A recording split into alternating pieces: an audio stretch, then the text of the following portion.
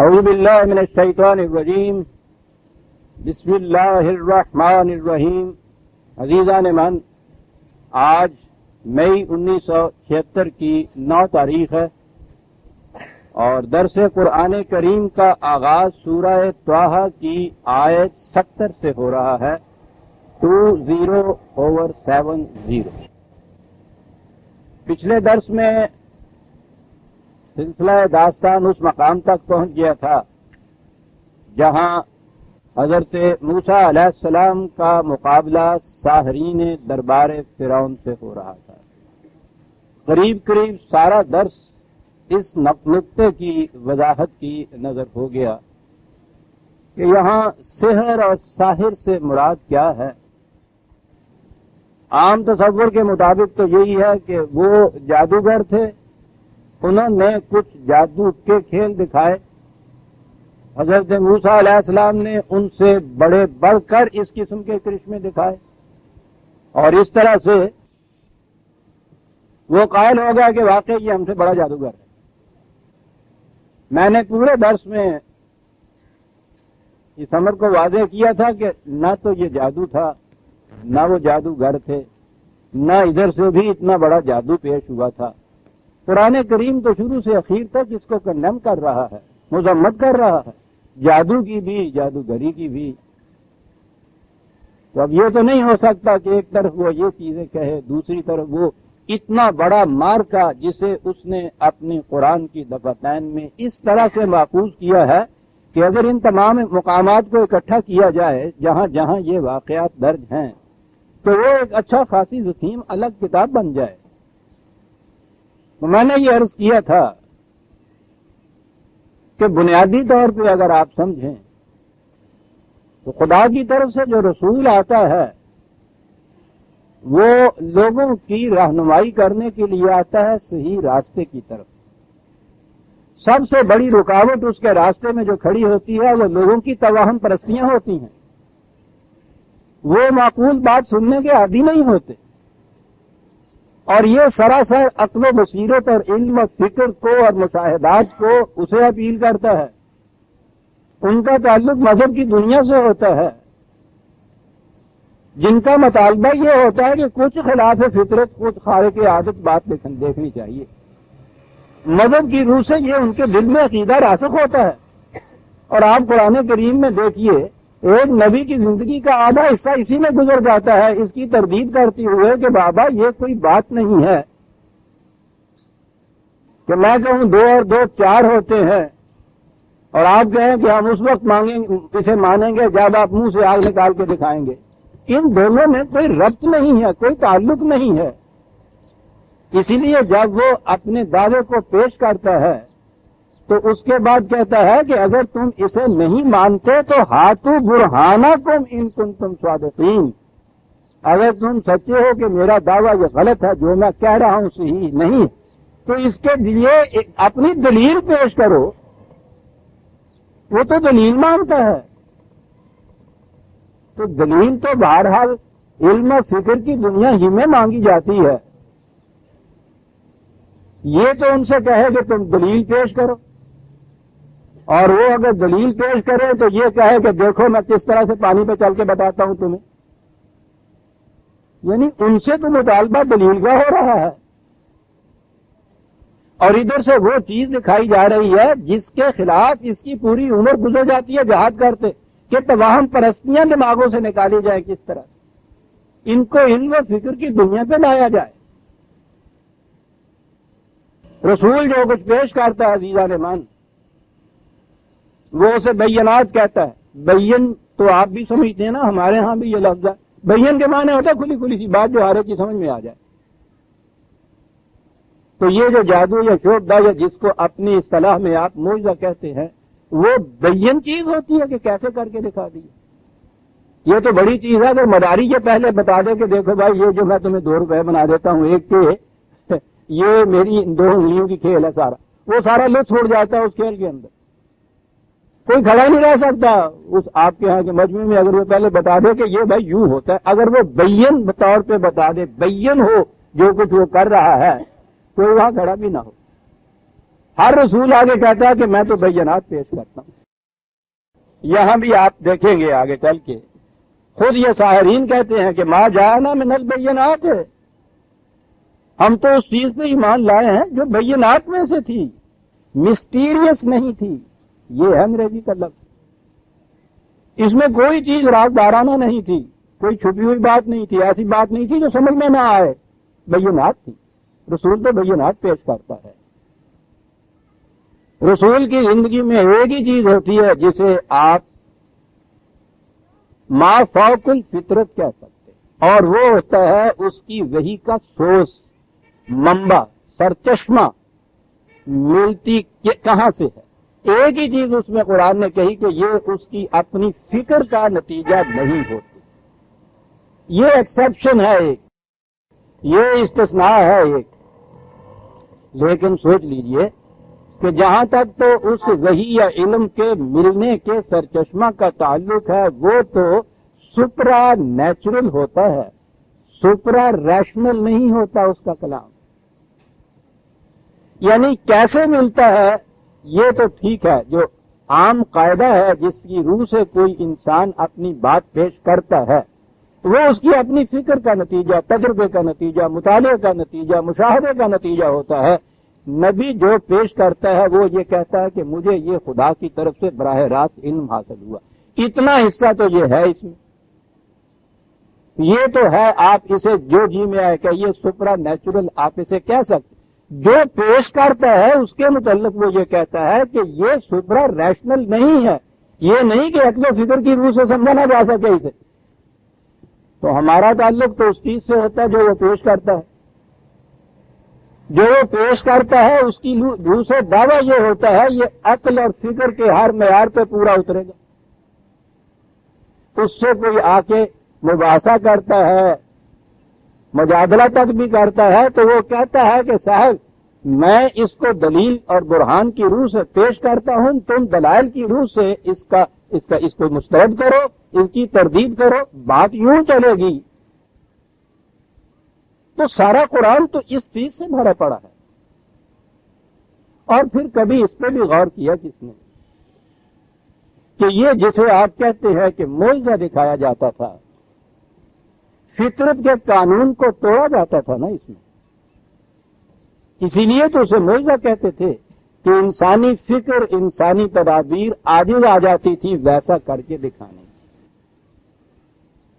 خارق فطرت یہ چیز ہوتی تھی، مانا ہی اسے جاتا ہے معجزہ. رسول آتا تھا، تعلیم پیش کرتا تھا، مخالفین اس کے مخالفت کرتے تھے، تردید کرتے تھے، تکذیب کرتے تھے، سرکشی برتتے تھے، یہ سب کچھ ہوتا تھا. وہ ان کا مقابلہ دلائل سے، براہین کی روح سے، صداقتوں کی روح سے کیے چلا جاتا تھا. ان لوگوں کے بقول جو مانتے ہیں آخر میں معجزہ آتا تھا تو اس کے بعد آخری ایک طریق رہ جاتا تھا، رہ نہیں جاتا تھا بلکہ اختیار کیا جاتا تھا ایز اے اسپیشل کیس، فکر کی دنیا سے الگ ہٹ کے کہ وہ معجزہ دکھاتا ہے کہ چلو اب. یعنی خدا نے وہ طریقہ اختیار کیا جس کے متعلق اس نے کہا کہ یہ ہماری سنت کے خلاف ہے، ہماری روش کے خلاف ہے. وَلَن تَجِدَ لِسُنَّتِ اللَّهِ تَبْدِيلًا. ہم نے جو یہاں قاعدے اور قانون مقرر کر دیے ہیں تم ان میں کبھی تبدیلی نہیں پاؤ گے. خود خدا نے یہ کہا تو گویا چلیے ان کی بات کے مطابق خدا نے اپنے لیے یہ کہہ دیا کہ ہاں صاحب ہم نے کہا تو تھا لیکن وہ ایک ضرورت ایسی لاحق ہو گئی ہے کہ as a special measure emergency ہمیں نافذ کرنی پڑ گئی. یعنی اپنی وہ سنت اللہ کے خلاف ایک بات کر رہا ہے. تو آپ سوچئے نا کہ کس مقام پہ جا کے خدا نے یہ اپنی روش اختیار کی جو اپنی خود روش کے خلاف جاتی ہے. حالانکہ اس نے کہا تھا کہ تم اس میں کبھی تبدیلی نہیں پاؤ گے. اس کہنے کے باوجود وہ اس میں تبدیلی کر رہا ہے. اور اس مقام سے آگے عزیزان من جو میں کہہ رہا ہوں غور سے سنیے. اب ہمارے سامنے قرآن کریم ہی ہے نا جس میں یہ سارے واقعات درج ہیں حضرات انبیاء کرام کی عموم سابقہ کے رسول اللہ صلی اللہ علیہ وسلم تک. ان حضرات کے اقوال کے مطابق ہر نبی نے آ کے یہ معجزے دکھائے، اور قرآن کریم میں کہیں نہیں ہے کہ یہ معجزہ دکھایا اور وہ جو مخالفین تھے وہ ایمان لے آئے۔ تیلی بھی کیتا تو رکھا بھی کھادا۔ آخری چیز جو تھی خلاف فطرت، خدا نے اپنی سنت اور روش کو توڑا، آؤٹ آف دی وے جا کے ایز اے اسپیشل میئر ایک طریقہ اختیار کیا اور ناکام رہ گیا۔ یعنی مقصد تو یہ تھا نا کہ یہ لوگ ایمان لے آئیں، یہ میں نہیں کہہ رہا، قرآن یہ بتا رہا ہے۔ کسی ایک جگہ بھی یہ نہیں لکھا ہوا جہاں یہ کہتے ہیں اس مقام پہ کہ معجزہ دکھایا، کہیں قرآن میں نہیں ہے کہ انہوں نے معجزہ دکھایا اور وہ لوگ جو تھے وہ ایمان لے آئے، جھک گئے۔ عزیزان من، معجزہ تو خیر یہ جو کہتے ہیں بہت بڑی چیز ہے۔ عام چھوٹی سی بات جو ہوتی ہے، دلائل و براہین کی روح سے آپ یہ درس سن رہے ہیں، اس سے بھی کسی بڑے عالم کا، کسی فلسفہ دان کا وہ درس ہو، یہ سارا کچھ آپ سن رہے ہوں اور باہر سے کوئی کہے کہ وہاں ٹینکی کے پاس ایک بھنگڑ خانے کا لٹوں والا فقیر کھڑا ہوا ہے اور منہ سے آگ نکال رہا ہے، یہ سارے کے سارے بھاگ کے اس کے پیچھے لیں گے۔ یہ خلاف فطرت، خلاف عادت جو ایک چیز سرزد ہوتی ہے، اس کی کشش کی تو یہ کیفیت ہوتی ہے۔ یہ ننگ دھڑنگوں کے گرد دن رات آپ دیکھتے ہیں جو ایک مجمع لگا ہوا ہوتا ہے، وہ کون سی کشش ہوتی ہے اس کے اندر؟ کوئی چیز خلاف فطرت، خلاف عادت، جسے کرامات آپ کہتے ہیں، اسی کی بنا پہ ہوتی ہے۔ اور جی وہ کرامات آنکھوں سے دیکھنا تو ایک طرف، یہ بڑے بڑے مزارات جو اس وقت تک یہ مرجے بنے ہوئے ہیں، لاکھوں کروڑوں انسانوں کے لیے سجدہ گاہ بن رہے ہیں، یہ کیوں بن رہے ہیں؟ ان کے متعلق بتایا جاتا ہے کہ حضرت صاحب سے یہ فلاں قسم کی کرامات سرزد ہوئی تھی۔ ان میں سے کسی کے متعلق یہ نہیں بتایا جاتا کہ انہوں نے ایک ایسی کتاب تصنیف کی کہ دنیا بھر کے فلاسفر جو تھے عاجز آ گئے ان کے دلائل کا جواب دینے کے لیے۔ اول تو ان حضرات کی کتابیں ہی بہت کم ہوتی ہیں، اور جو وہ ہوتی ہیں ان کو آپ دیکھ لیجئے، لیکن میں اس سے باس میں نہیں پڑھتا۔ ان کے ہاں سے کبھی یہ نہیں کہا جاتا کہ صاحب انہوں نے علم اور فضل اور دلیل اور برہان کی روح سے اتنا بڑا مقام حاصل کیا۔ کہتے رہیے، ان کے متعلق تو کہا یہ جائے گا کہ انہوں نے صاحب دریا کو بند کر دیا، پہاڑ کو چلا کے دکھا دیا، یہ چیزیں ان کی طرف منسوخ کی جاتی ہیں۔ اس وجہ سے لوگ وہاں وہ مرجع خلائق، ان کی مٹی اور پتھر مرجع خلائق بن جاتا ہے۔ ذرا غور کیجئے کہ آپ کے سامنے ہی دو مزار ہیں، ایک فلاسفر کا مزار ہے شاہی مسجد کی سیڑھیوں کے ساتھ، علامہ اقبال کا، فکر اور دلیل اور علم و بصیرت کی دنیا میں بہرحال میں کسی عقیدت کی بنا پہ نہیں کہتا، علاوہ دل بصیرت بتا رہا ہوں صاحب، شاید 1000 سال کے اندر مثال نہ ملے، اور شاید آنے والے بھی کتنے دور تک ان کی فکر جو ہے وہ اتنی محکم طور پہ رہے۔ انہی کے ساتھ ہی دوسرے مزار آپ کے یہاں داتا صاحب کا مزار دیکھ لیجیے۔ مجھے نہ کسی کی تنقید موجود ہے نہ کسی کی مدح سے، واقعات ہیں، دونوں میں سے دیکھ لیے کہ کون سا مرجع خلائق ہے وہ۔ اقبال والوں کی طرف سے اگر کوئی ان کے بعد کوئی اس قسم کے 2-4 واقعات بھی منسوخ کر دیا جاتے اور وہاں ڈھولک بجا دی جاتی، وہ آپ دیکھتے کہ کتنا اونچا جھنڈا بلند ہوتا۔ یعنی تمام پرستی کی تو کیفیت لوگوں کی یہ ہے کہ دیکھا ہوا معجزہ نہیں، سنی ہوئی بات ان کے متعلق کہ انہوں نے ایسے معجزے دکھائے تھے، وہ سننے سے ہی وہ خود نہیں، ان کے مزار، ان کے کوٹھے، ان کے پتھر مرجع خلائق بن جاتے ہیں۔ یہ روز ہمارے سامنے کے واقعات ہیں، اور 20ویں صدی عیسوی میں بن جاتے ہیں، جبکہ کہا جاتا ہے کہ علم اور سائنس کا بڑا دورہ ہے۔ آپ سوچئے تو صحیح کہ حضرت نوح علیہ السلام سے لے کے جتنی انہوں نے سابقہ گزری، وہ دور سارا ہی تمام پرستیوں کا دور، اس کے اندر آ کر ایک شخص اس قسم کا معجزہ دکھائے کہ سارے مخاطب عاجز آ جائیں اس کے سمجھنے سے اور کوئی ایمان نہ لائے۔ وہ اردو زیادہ نے سائیں کو ریشا کرا دیتا تھا۔ یہ جو گواہ ہے میں کہتا تھا کئی راتیں گھوڑے شاہ کے مزار پہ گزاری ہوئی ہیں، کیوں گزاری ہوئی ہیں؟ پڑھایا یہ گیا تھا کہ حضرت صاحب سے یہ کرامات سرزد ہوتی تھی صاحب، ان کا تو نام تک معلوم نہیں کسی کو۔ آپ کی امت میں بھی اس سے پیشتر اچھے اچھے جن کو آپ حکیم کہتے ہیں فلاسفر سے وہ گزرے ہیں، ان کے نام بھی موجود ہیں، ان کی کتابیں بھی موجود ہیں۔ یورپ تک قائل ہے کہ اپنے دور میں وہ واقعی فکری طور کے اوپر بڑے بلند تھے۔ ان میں سے کسی ایک کے مزار کے اوپر کوئی عرس تو ایک طرح کسی سے پوچھئے، پتہ بھی ہے کسی مسلمان کو کہ ان کا مزار ہے کہاں؟ اور یہاں جہاں جی چاہے آپ کو معاف رکھیے تھوڑا بنا دیجئے، صرف یہ بات ہے کہ مشہور کر دیجئے کہ رات کو دیکھتے ہیں حضرت صاحب یہاں سے نکلتے ہیں اور پھر اس کے بعد دھاڑ الگ ہوتا ہے، سر الگ ہوتا ہے، پاؤں الگ ہوتے ہیں اور اللہ ہو رہا ہوتا ہے، صبح کے بعد یا کسی پاؤں کی آہٹ سنتے ہیں تو اسی وقت پھر قبر میں چلے جاتے ہیں، اور اس کے بعد دیکھیے کہ وہاں کیا ہوتا ہے۔ آج اس 20ویں صدی میں ذہن انسانی کی کیفیت یہ ہے کہ وہ ان کو پھر غوث اور قطب اور ابدال اور کیا کیا نہیں مان رہا، سنی ہوئی باتوں پہ۔ سوچیے عزیزان مان، یہ چیزیں بڑی سوچنے کی ہیں کہ اتنا عظیم الشان معجزہ دکھائے وہ نبی، توہم پرستی کا وہ دور ہو، اور اس کے بعد میں نہیں کہہ رہا، قرآن نے کہیں نہیں کہا کہ انہوں نے یہ دکھایا اور وہ سارے مسلمان ہو گئے، وہ بلکہ اس کے بعد بتاتا ہے اور مخالفت بڑھ گئی ان کی، ہے نا یہ بات کہ یہ چیز نہیں تھی۔ وہ تو بار بار یہ اعتراض کرتے تھے، سنیے اعتراض۔ ہاں میں نے عرض کیا تھا کہ وہ جو سرچشمہ علم کا ہے صرف اتنی سی چیز ہے کہ اس کے متعلق ہم یہ ہے کہ وہ اس انسان کی اپنی فکر کا نتیجہ نہیں ہوتی، وہی بس اتنی سی چیز ہے وہ۔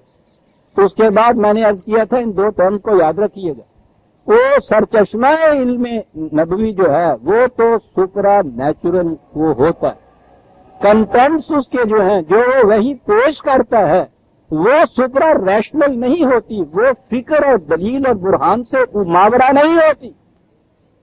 وہ تو اس علم کو حاصل کرنے کے بعد کہتا ہے یہ ہے کہ ادعو الی اللہ علی بصیرت، میں اس چیز کو تمہارے سامنے علی وجہ البصیرت پیش کر رہا ہوں۔ بڑی عجیب چیز ہے وہ لوگوں کو اس دھوکے میں نہیں رکھتا، یہ نہیں کہتا کہ یہ میری فکر کی چیز ہے، اس کی ضرورت ہی نہیں۔ ہمیں معاف رکھیے گا اس سے کیا غرض، یعنی ہمارا ایمان ہے کہ وہ وحی خداوندی ہوتی ہے، اس کی فکر کی بات نہیں ہوتی اپنی، لیکن جب وہ چیز ہمارے سامنے پیش کرے ہمیں اس سے کیا غرض ہے صاحب کہ اس کا سورس کیا تھا۔ وہ کہتا ہے کہ تم اسے دیکھو جو میں پیش کر رہا ہوں، پیش کیسے کر رہا ہوں، یہ دعویٰ کرنے کے بعد کہ تمہاری سمجھ میں نہیں آئے گی، یہ بہت اونچی چیزیں ہیں۔ وہ پیش کیا کرتا ہے یہ کہہ کے کہ میں علی وجہ البصیرت پیش کر رہا ہوں، اگر تم اس کو کی تردید و تکذیب کرتے ہو تو ہاتھوں برہانکم ان کنتم صادقین، دلیل لاؤ۔ وہ اسے بھی جب بتاؤ تحدی کے پیش کرتا ہے وہ یہ کہتا ہے کہ ان کنتم فی ریب مما نزلنا علی عبدنا، اگر اس کے متعلق تم کسی شبہ میں ہو کہ یہ سچائی کے اوپر صداقت کے اوپر نہیں ہے، تو اس کے بعد یہ نہیں کہتا ہے کہ تم کوئی کرامات کر کے دکھاؤ، فاتوا بصورت، اس کی مانند تم بھی کوئی ایک آدھ صورت ہی من مثل ہی بنا کے دکھاؤ، تو سیدھی سی بات۔ کنٹینٹس آف دی وحی کی بات ہو رہی ہے، یاد رکھیے جو وحی نے دیا ہے اس کے متعلق کہا جا رہا ہے نا، کیسے ملا ہے اس کو وہ نہیں بات چھیڑتا، جو ملا ہے اس کو پیش کرتا ہے وہ کہتا ہے کہ ٹھیک ہے اس کے مثل لے آؤ۔ تو گویا کیسے ملا ہے یہ بات تو نبی اور اس کے خدا کی ہے، کیا ملا ہے وہ ہمارے سامنے پیش کر رہا ہے، وہ کس قسم کا ہے اسے وہ کہتا ہے کہ علم اور فکر اور دلیل اور برہان کی روح سے چھان پھٹک کر دیکھ لو۔ یہ ہے وہ طریق، اور یہ ہے وہ دعویٰ جو صرف اپنے مخاطبین تک ہی نہیں تھا، یہ ان جتنے بھی آپ کے ہاں بڑے بڑے غوث و قطب نظر آ رہے ہیں، اگر انہوں نے کوئی کرامت دکھائی ہوگی تو اپنے سامنے کے لوگوں کو دکھائی ہوگی، ہم تک تو وہ صرف داستان ہی پہنچی ہے نا۔ اس داستان کا اتنا اثر ہے لوگوں کے ذہنوں پر، یہاں جو چیز پیش کی جاتی تھی کہ اس کی مثل تم ایک صورت 10 صورت بنا کے لاؤ، اپنے مخاطبین تک ہی یہ دعویٰ نہیں ہے، قیامت تک کے لیے یہ دعویٰ چلا رہا ہے۔ یہ جتنے بڑے بڑے حضرت ہمارے سامنے آتے ہیں ان میں سے کسی نے بھی دنیا کے سامنے یہ نہیں قرآن پیش کیا کہ لاؤ اس کی مثل تم بنا کے، کہا یہی ہے کہ ہم پانی پہ چل کے بتاتے ہیں، تم دکھاؤ کیسے بتاتے ہو، یعنی اندازہ لگا دیے۔ یہ صرف ان حضرات کی ان کرامات کو مغزِ دین ثابت کرنے کے لیے انبیاء کرام کی طرف وہ سارے معجزات منسوب کیے گئے، اور پھر آخر میں آ کے نبی اکرم صلی اللہ علیہ وسلم کے متعلق جو وصیتیں لکھی گئی اس میں یہ ہوا کہ تمام حضرات انبیاء کرام کے تمام معجزے یکجا اکٹھے کر کے ان سے دگنے معجزے حضور کی طرف منسوب کر کے، یعنی یہ دلیل نبوت جو ہے اس کو اس طور پہ پیش کیا جاتا ہے، یعنی نبی ہونے کی ان کی دلیل یہ ہے کہ وہ خارق عادت چیز پیش کرتے تھے، معجزہ یا کرامت جو بینات پیش کر رہا تھا، نتھنگ مسٹیریس، بینات کے یہ معنی ہے دیوانے معنی۔ پھر یہ بات نہیں تھی کہ وہ لوگ اس قسم کا کوئی مطالبہ نہیں کرتے تھے، آج خود ضرورت نہ صحیح بھائی ان کا مطالبہ جو ہے اسی کے تحت ان کا جو کاٹ حجتی کہہ لیجیے اسے ہی میٹ کرنے کے لیے یہ بات کر دی جاتی جو یہ آپ کہتے ہیں کہ خدا اپنی سنت کے خلاف بھی کرتا چلا آ رہا تھا، چلیے یوں ہی صحیح سنیے وہ کیا کہتے تھے۔ 25/7-8-9 بڑا انداز ہے، عجیب سا ہے۔ وقالو رسول یہ کہتے ہیں مال حاضر رسول یاکل الطعام ویمشی فی الاسواق، مال عربی جاننے والے دیکھیں گے یہ کیا لفظ کہہ دیا، ارے یہ کس قسم کا رسول ہے، کیسا رسول ہے، رسالت کی بات ہی کون سی ہے اس کے اندر، مالے کے بڑی جامع، یہ کیسا رسول ہے۔ آپ دیکھیے ذہن کی تمام پرستی کیا کہتی ہے، یہ کیسا رسول ہے صاحب، کھاتا پیتا ہے، بازاروں میں چلتا پھرتا ہے، ٹھیک ہے۔ عوام پرستی کے دور کے انسان میں کے ذہن میں یہ بات آ نہیں سکتی تھی، وہ عادی ہو چکا ہوا تھا، وہ تو پتھروں کی کرامات کا عادی ہوا تھا، مالو کیسا رسول آ گیا، دعویٰ رسالت ہے، کھاتا پیتا ہے، بازاروں میں چلتا پھرتا ہے، کیسا رسول آ گیا۔ جواب تو آسان تھا کہ ایسا ہی کہتے ہو نا، بازاروں میں چلنے پھرنے والی بات تو کچھ مشکل تھی ہی نہیں، تو ٹھیک ہے گھر میں بیٹھ جاتا ہوں میں۔ نہ کھانے کی بات، حضرت صاحب نے ساری عمر جناب ایسے گزاری، 40ویں دن ایک گندم کا جو کا ایک دانہ کھاتے تھے، پانی کا گھونٹ پیتے تھے۔ حضرت صاحب یہ کر کے دکھا سکتے تھے تو انہوں نے یہی کہا تھا نا کھاتا پیتا، کہہ دیتے کہ دیکھ لو بابا کتنے دنوں کے لیے کہتے ہو تم، مہینہ کہہ رہے ہو، سوا مہینہ کہہ رہے ہو، چلا کہہ رہے ہو، لیجیے تمہارے سامنے بیٹھا ہوں، آرام سے ایک دانہ بھی ڈال دوں ان کے اندر، مان لو گے نا، پھر اس کے بعد رسول ہے، سیدھی سی بات تھی۔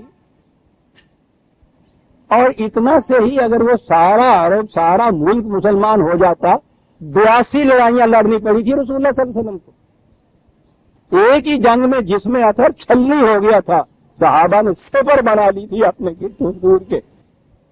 ارے جو اتنی سی بات کے اوپر گوڑ دیتے ہیں، ذرا مرے انہوں زہر جان کی لوڑ کی آگی ہے، تو بھئی یہ کہتے ہو نا کہ لو مالے حاضر یاکل الطعام ویمشی فی الاسواق، بات ذرا سی ذاتی سی آ گئی درمیان میں، یہ بات 1400 سال پہلے کی جاتی۔ میں دفتر میں ملازم تھا جی، سب کو معلوم، سیکریٹریٹ میں تھا، پہلے نئی دلی میں، پھر اس کے بعد آئے تو پاکستان میں، کراچی میں، نئی دلی میں تھا۔ دفتر کا بابو سیدھی سی بات ہے، میرا پہلا مضمون شائع ہوا معارف رسالہ جو نکلتا تھا سید سلیمان ندوی جو تھے اعظم گڑھ سے، وہ مذہبی رسالوں میں چوٹی پہ وہ سمجھا جاتا تھا، اس دور میں بڑا علمی اور مذہبی رسالہ تھا، اس میں میرا مضمون شائع ہوا۔ میری کیفیت ہمیشہ یہ رہی، یہی کرتا یہ پاجامہ، اس زمانے میں کپڑا سستا تھا تو اس لیے یہ حفیظ صاحب یاد دلا رہے ہیں مجھے، تو وہ اس لیے تھا، سستا تھا، پاجامے بھی تھا، شلوار ہوتی تھی، کرتا جو تھا یہ ایسا نہیں، وہ گوشت کی سلکے کی ہوتی تھی، اس کی ہوتی تھی۔ اور اس زمانے میں ابھی یہ مہذب ہونے کی یہ روش نہیں تھی کہ آپ بھی سر ننگے میں بھی سر ننگا، اس زمانے میں ننگا سر جو تھا وہ غیر مہذب تھا، سر پہ پہننا پڑتا تھا، ٹوپی ابھی چلی نہیں تھی جنا کیپ، تو وہ ترے دار کلے میں چاہا ہوتا تھا، سر سے پاؤں تک سارا جوڑ لیجیے 1.5 روپے کا وہ کپڑا ہوتا تھا، 4 آنے گاز لٹھا، 3 آنے گاز وہ 26 ململ، بوس کی جو تھی 2 گھوڑے کی بوس کی 13 آنے گاز ہوتی تھی، بڑا یاشی کا سامان تھا، کیا بات ہے صاحب. بہرحال کرتا پاجامہ اور یہ کیفیت، کہیں بڑی مشکل سے کہیں جانا پڑے، ایسی جگہ جہاں ان چیزوں کو دیکھنا ہو، ایک اچکن سے لا رکھی تھی، اس کو یہاں بازو کے اوپر لٹکا لیتا تھا، بڑی دور نظر آتی تھی پہن. اور میری ٹوپی کے متعلق تو اب بھی یہ معلوم ہے، سامنے بیٹھے ہوئے ہیں حفیظ صاحب، انہوں نے کہا تھا کہ ان کی ٹوپی پرویز صاحب کی یہ سر پہ پہننے کی نہیں، ہینڈی کیپ ہے، جب دیکھو ہاتھ میں پکڑی ہوئی ہے. یہ انداز ہوتا تھا دفتر کا. باؤ جاتے تھے ہم دوست ساتھ تھے، وہاں چاندنی چوک میں جا رہے ہیں، پھرتے چلے جا رہے ہیں، سب کچھ ہو رہا ہے. جب وہ میں عزیزان من یہ واقع ذاتی نہیں بتا رہا، میں ذہنیت بتا رہا ہوں. حسن معمول گیا چاندنی چوک میں، وہ تھا ایک کالج کے پروفیسر، لیکن وہ تھے اس دور کے جسے آپ اسلامیات کے کہہ سکتے ہیں، وہ پروفیسر تھے، ان سے ملنا جلنا بھی ہوتا تھا. وہ مجھے پکڑ کے ایک طرف لے گئے بازار کے، جیسے بڑی رازدارانہ بات کہنی ہو کوئی. میں نے کہا فرمائیے. مرحوم ہو گئے، نام نہیں اپنا لیتا، یعنی کالج کا پروفیسر ہے لیکن چونکہ دینیات سے تعلق ہے اس لیے ایک طرف لے گئے. کہنے لگے پرویز صاحب معاف رکھیے گا، میں ایک گزارش کروں گا، جی ارشاد فرمائیے. کہنے لگے کہ اب آپ اس حیث میں بازار میں نہ آیا کریں. میں نے کہا جی ساری عمر آتا رہا، آپ بھی دیکھتے رہے مجھے، اب آپ نہ آیا کریں، کیا بات ہو گئی. کہنے لگے وہ آپ کا جو مضمون شائع ہوا ہے نا، تو اس سے آپ ان کی صف میں آ گئے، اب نہیں جچتا آپ کو یہ بغیر شروانی. کیفیت تو یہ تھی کہ حضرت صاحب نہیں بنا، کوئی دعویٰ ہوا کچھ نہیں. ایک مضمون اس رسالے میں شائع ہوا ہے جہاں مذہبی مضامین شائع ہوتے تھے، تو انہوں نے کہا کہ وہ جو ہے نا مال حاضر رسول یا بل تعامت، انہوں نے نہیں کہا وہ یمشے فی الاسواق، بازاروں میں پھرتا ہے کرتے پاجامے میں. کہا کہ یوں اب نہ آپ پھرا کرے گا. اس دور میں بھی یہ کیفیت ہے ذہن انسانی کی. ایک قدم اور آگے بڑھاؤ. پہلا فتویٰ جو میرے خلاف لگا تھا دلی میں، مفتی کفایت اللہ جیسے عظیم شخصیت تھی ان کے علم کی دنیا میں، ان کی طرف سے چھپا ہوا فتویٰ تھا. پوچھا تھا کسی نے کہ اس شخص کے پیچھے نماز جائز ہے، تو انہوں نے کہا تھا کہ نماز جائز کیسے ہو سکتی ہے. وہ 3 سکے تھی جو اس میں لکھی ہوئی تھی. انہوں نے لکھا یہ تھا کہ یہ جیسے یہاں ہمارے ہاں یہ شالامار باغ میں، یہ جہانگیر کے مقبرے میں چلے جاتے ہیں نا، اتوار کو دوپہر کو ہم لوگ باہر نکل جاتے تھے سیر تفریح کے لیے. دلی میں کتب صاحب کی لاٹ جہاں تھی وہ جگہ تھی، عام طور پہ دلی وال وہاں جایا کرتے تھے پکنک میں. تو اس میں لکھا تھا کیسے ہو سکتی ہے یہ شخص کتب صاحب کی سیر کو جاتا ہے، پہلا جرم. اگلا جرم سنیما دیکھتا ہے، اور تیسرا یہ تھا ہنستا ہے تو دانت دکھائی دیتے ہیں، اور میں اس بعد دانت کٹواتے تھے. میں کیا ہنسنا تو رکنا نہیں، تو جرم تو اتنا ہی ہے نا، پھر دانت نہ بڑھا دے آگے نے، اور میں کیا چلو نہ رہے بات نہ بجے بات. عزیزان من بڑی غور طلب چیزیں ہیں یہ. آج اس 20ویں صدی میں انسانی ذہن جب مذہب کے ساتھ متمسک ہوتا ہے تو تصور یہ لاتا ہے سامنے. یہ تو 1400 سال پہلے کی بات ہے. تو کیسا رسول ہے. انہوں نے تو یہ کہا تھا کہ کیسا مذہبی رسالے میں مضمون لکھنے والا، اتنی سی بات ہی کہ اچکن کے بغیر بازاروں میں پھر رہا ہے. کیسا رسول ہے کہ کھانا کھاتا ہے اور بازاروں میں چلتا پھرتا ہے. یہ تھا ذہن انسان کا. اس ذہن کو ایکسپلائٹ کرنا مشکل کیا تھا. توہم پرستی کو تو میں نے عرض کیا ہے نا کہ ذرا سا آپ یوں لٹوں میں کیجیے اور اس میں سے دودھ کے قطرے 4 نکال دیجیے، بس کافی ہے صاحب. کتنا آسان تھا.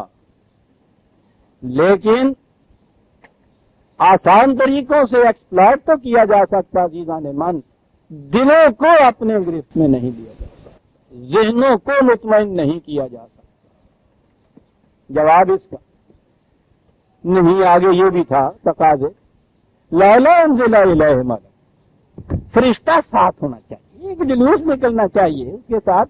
عام لوگ جو ہیں وہ نہیں، وہ تو ہارے کے ساتھ ہو جاتے ہیں، فرشتے جڑاؤ میں ہونے چاہیے۔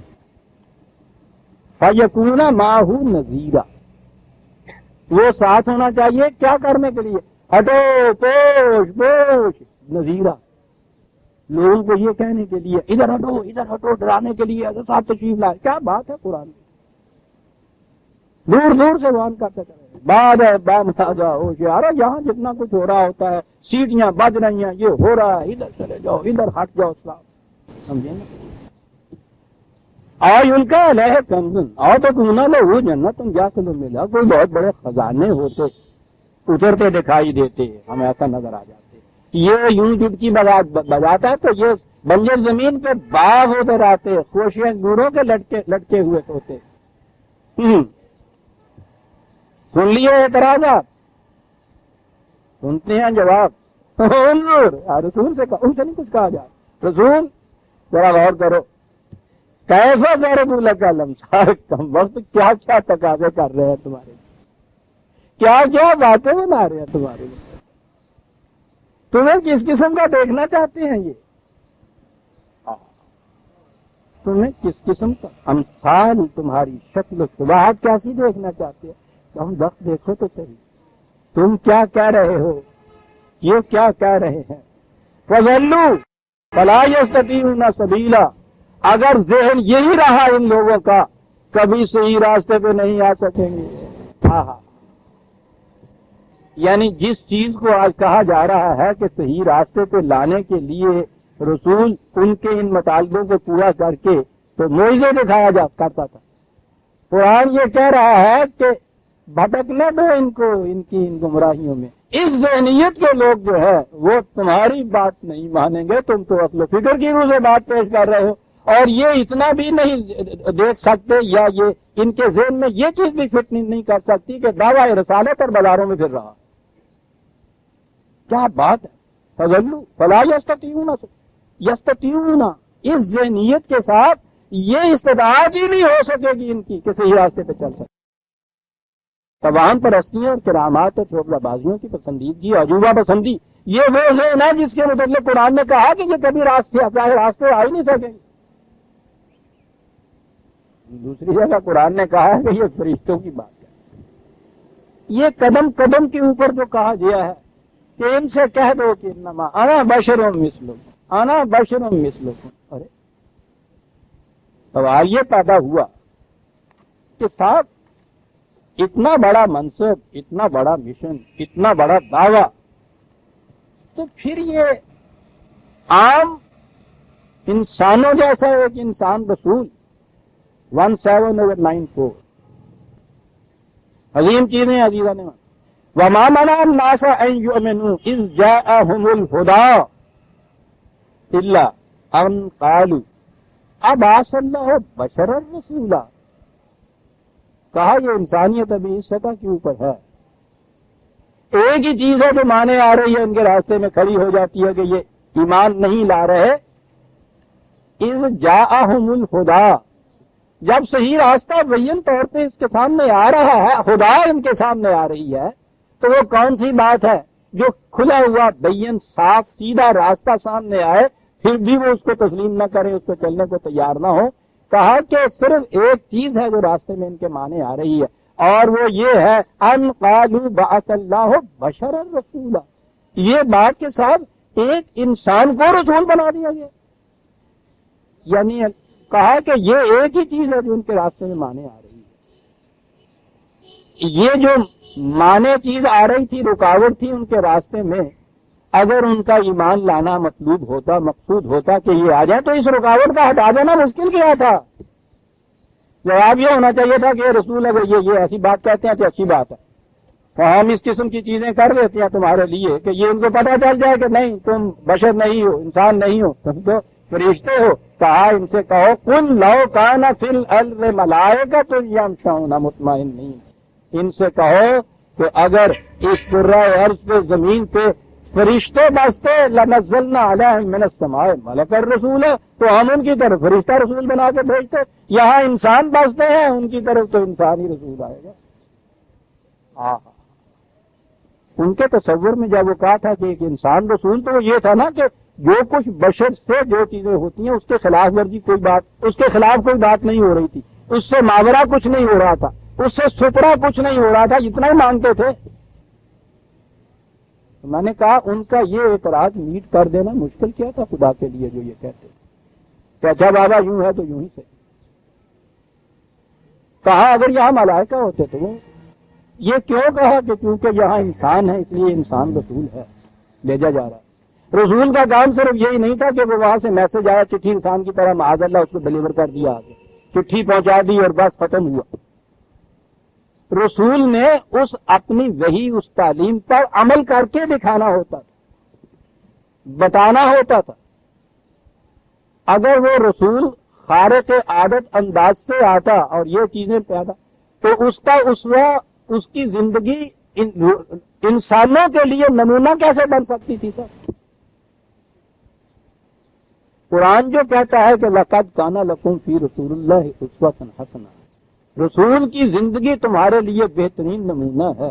اگر وہ زندگی فرشتہ وہ ہوتا یا اس کی زندگی انسانوں سے عام انسانوں سے ہٹ کر خارق عادات چیزوں کو دکھانے والی ہوتی, وہ انسانوں کے لیے اسوہ بن کیسے سکتا تھا جیسے آج ہم نے بنا دیا ان کو. کوئی بات یہ کرے کہ صاحب یہ دیکھیے نا رسول اللہ صلی اللہ علیہ وسلم نے, حضور تو ایک طرف رہے صحابہ کے بعد کے متعلق جب کہا جائے کہ انہوں نے ایسا نظام کام کر کے بتا دیا جی وہ تو دیکھیے نا صحابہ کے بعد تھے, وہ تو ابو بکر صدیق تھے, کیا تم ویسے بن سکتے ہو؟ چل بھائی وہ رسول اللہ کے متعلق کہہ رہا ہے کہ اس وقت ہنسنا ہے اس کی زندگی. نمونہ تو ماڈل اور وہی ہوتا ہے عزیزان مان جس جیسا بن سکنے کا امکان ہو, ورنہ ماڈل ہی نہیں ہو سکتا. امکان تو اسی صورت میں تھا نا کہ رسول کی زندگی کے اندر کوئی چیز ایسی نہ ہوتی جو دوسرے انسان کر نہیں سکتے. ہر جگہ کا انا بشر مثلکم یوں آ گئی. بھائی اتنی سی بات بیچ میں سے ہٹا دو, یوں آ گئی. آہا وہی کی بات جو ہے وہ تو ایسی اتنی ہے, اور اس میں وہ جب میں وہ وہی پیش کر دیتا ہوں تو وہ بات بھی ختم ہو جاتی. پھر تم وہی کو دیکھو. معاف رکھیے گا, مثال کے طور پہ نہیں کہہ رہا, سمجھانے کی بات کہہ رہا ہوں. ہمارے ہاں کے اچھے اچھے فلاسفر بڑے ہوں یا کم از کم شعراء جو ہیں وہ کہتے ہیں کہ یہ چیز آورد نہیں ہے, آمد ہے. غالب سریر خامہ نوائے سروش, انہوں نے ایک سروش اپنے ذہن میں رکھا ہے, میوز ہے, جس کے متعلق وہ کہتے یہ ہے کہ آمد ہے, یعنی یہ میری اپنی فکر کی کاوش کا نتیجہ نہیں ہے. آتے ہیں غیب سے یہ مضامین خیال میں, کام از کم وہ تو یہ کہتا ہے ٹھیک ہے جی, غیب سے آئیں یا اس کی فکر کا نتیجہ ہو. جو شعر وہ پیش کرتا ہے اس شعر کو ہم میرٹ ہم دیکھتے ہیں کہ کیسا ہے شعر, داد اس شعر کی دیتے ہیں, اس سے یہ نہیں پوچھتے کہ حضور یہ آورد ہے یا آمد ہے. ہوا کرے وہ کہے آمد ہے, سروش تو ایک طرح معاذ اللہ وہ کہے فرشتہ بھی آیا ہے اور شعر میں سکم ہو یا شعر میں لذت نہ ہو, کشش نہ ہو, جذب نہ ہو, ہم کہیں گے ہوا کرے صاحب. شعر جو ہے خود وہ شعر آپ کے لیے ایسا ہوتا ہے کہ وہ قابل کشش ہے یا نہیں. وہ یہ نہیں کہ وہ کہتا ہے کہ یہ آمد ہے یا آورد ہے. لا یو ہے یہ ٹھیک ہے وہ ہے, اور اس کی وہ تحدی نہیں پیش کرتا. تو کہتا یہ ہے کہ اسے دیکھو میں پیش کیا کر رہا ہوں. رسول کی زندگی میں اگر یہ چیزیں آپ کہیں کہ خارق عادات چیزیں پیش کرتا تھا, اور وہ نازک ترین موقع جہاں آتا ہے وہاں لے آتے ہیں. اس میں یہ جنگ بدر کے اندر صاحب شکست ہونے لگی, کوئی اور طریقہ نظر نہیں آ رہا تھا. بقول ان کے آپ نے کینکروں کی ایک مٹھی لی اور اس کو یوں دے مارا. 1000 کی تعداد میں سامنے سے فوج تھی, سب کی آنکھوں کے اندر وہ کینکرے اور مٹی اور ریت بھر گئے, اندھے ہو گئے, بھاگ گئے وہ سارے. کیا یہ اسوہ بن سکتا ہے کسی جرنیل کے لیے بھی میدان جانے میں؟ اسوہ دیکھنا ہے تو آپ دیکھیے گلاب پاشا کی کتابیں دیکھیے, ان کی دیکھیے جنہوں نے وارز آف دی پرافٹ پہ کتابیں لکھی ہیں عزیزاں نے. حضور کی جنگیں بڑے بڑے جرنیل جو ہے انگوشت بدندہ ہیں کہ صاحب ایسی اسٹریٹجک چیز حضور نے اپنی جنگوں کے اندر دکھائی تھی کہ آج بھی ہمارے لیے وہ ہمارے لیے اسوہ بن رہی ہے وہ چیز. جنگ کے اندر کی تدابیر جو ہیں ان کو تو الگ رکھیے. اتنی اتنی موٹی کتابیں اس میں جرنیلوں نے لکھی ہوئی ہیں کتابیں ہیں. کسی عقیدت مند نے اس میں کوئی چیز خارق عادت نہیں وہ بتا رہا ہے. ایک کتاب تو تھی میدان جنگ، جو ایک تو وہ تھے کہ جہاں دشمنوں نے مجبور کیا کہ یہاں آ کے لڑو، ایک وہ تھے کہ جہاں حضور نے انتخاب کیا ہے. ایک کتاب میں نے دیکھی غالباً ڈاکٹر حمید اللہ کی کہ حضور نے جو میدان چنے تھے جنگ کے لیے، جنگ کے ٹیکنیک کے نقطۂ نگاہ سے وہ بھی بہترین تھے، اس سے بہتر تصور اس دور میں نہیں آ سکتا تھا. یہ تھا اس وقت. اس سے تو آج کا جرنیل بھی اسی طرح سے ہدایت حاصل کر سکتا جیسا اس دور کا. لیکن اگر وہ کینکریوں کی مٹھی سے دشمن کو اس طرح سے اندھا کر دیا جاتا تو وہ کس کے لیے اسوہ بن سکتا تھا؟ اور کبھی نہیں سوچتے کہ بدر کے میدان میں تو اس طریقے سے یہ کچھ کیا. احد کے میدان میں جو شکست پائی تھی، نہ وہ کینکریاں وہاں ملی نہ وہ مٹھی چلائی گئی. قرآن کریم اس شکست کے متعلق یہ کچھ بتا رہا ہے. تاریخ بتا رہی ہے کہ اس میں حضور کی کیفیت کیا تھی. یہ نظر آ رہا تھا کہ اگر یہ اس طرح سے میں نے جیسا گزارش کیا حصار نہ بن جاتے یہ جانشین گرد میں، کوئی بات ہی نہیں تھی کہ جنگ میں آپ شہید ہو جاتے. حنین یا کوئی ان کے کیپٹن یا کچھ ان کی یہ غلطی تھی. یہ جو سپہ سالار تھا جب اس تک وہ بات پہنچی ہے، اس میں سے بھی یہ شخص اس انداز سے اپنے اس فوج کو لے کے نکل آیا ہے اور شکست کو فتح سے بدلا ہے. تو کہتی ہے کہ آج بڑے سے بڑا جرنیل بھی اس سے روشنی حاصل کر سکتا ہے. یہ ان کتابوں میں لکھا. اس وقت ایز اے مین میں نے عزیزہ نے من پھر وقت لے لیا اور بڑی ضرورت ہے اس کی. قرآن کریم کا میں سمجھتا ہوں کہ ویسے تو ایک لفظ اس کا جو ہے اپنی جگہ مقام پہ ایجاد ہے، مجموعی حیثیت سے قرآن نے جو کیا ہے وہ یہ ذہن انسانی کو توہم پرستی سے ذات کیا ہے. وہ خدا کے تصور میں بھی توہم پرستی کو نہیں آنے دیتا. تو اتنا کچھ بیان کرنے کے بعد آپ دیکھیے گا قرآن کو عزیزان من. ٹھیک ہے ذات خداوندی ہمارے شعور کی موجودہ سطح سے بلند و بالا نہیں سمجھ سکتے، لیکن وہ جو خدا کا تصور دیتا ہے اتنی ڈیٹیل میں دینے کے بعد وہ کہتا ہے ذالکم اللہ، اور یہ ہے تمہارا اللہ، یہ ہے تمہارا. کیا بات. رسول کے متعلق کہتا ہے کہ بشر مثلکم، انسان ہے تمہارے جیسا انسان.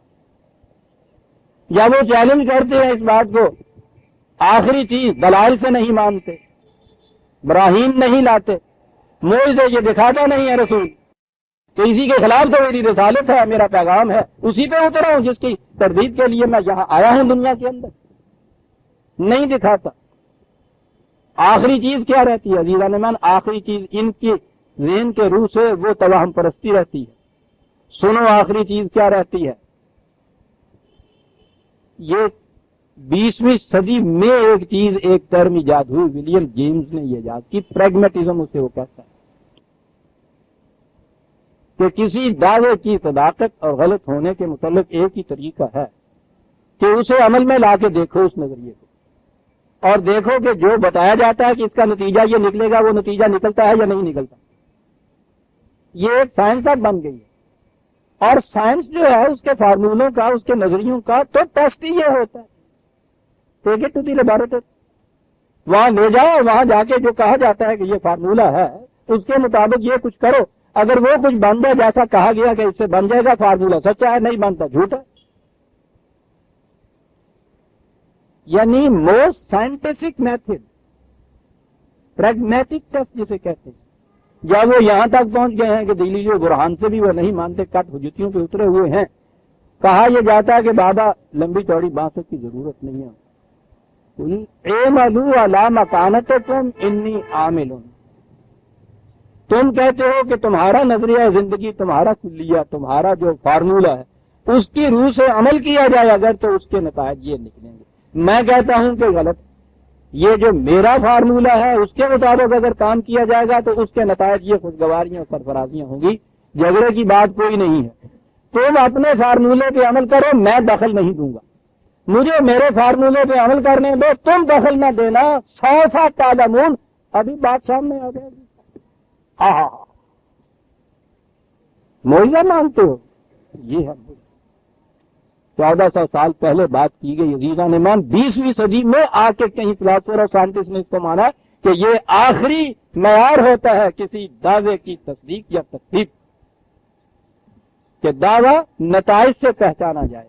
یہ کہا تھا رسول نے، اور ایک رسول ہی نہیں یہ کہنے آتا تھا، دین تو پہلے دن سے وہی تھا، ہر رسول نے یہی کیا، ہر رسول نے یہی کہا، کر کے بھی یہی دکھایا۔ لیکن ہم کیا کریں؟ تیرے دماغ میں بت خانہ ہو تو کیا کہیے؟ شروع سے آخر تک پہلے انبیاء ثالثہ جو ہے ان کے متعلق معجزات معجزات معجزات، حضور کی ساری زندگی معجزات، یہ سارا کچھ جو کچھ بھی تھا، پتا ہے یہ سارا کچھ کیوں کیا گیا؟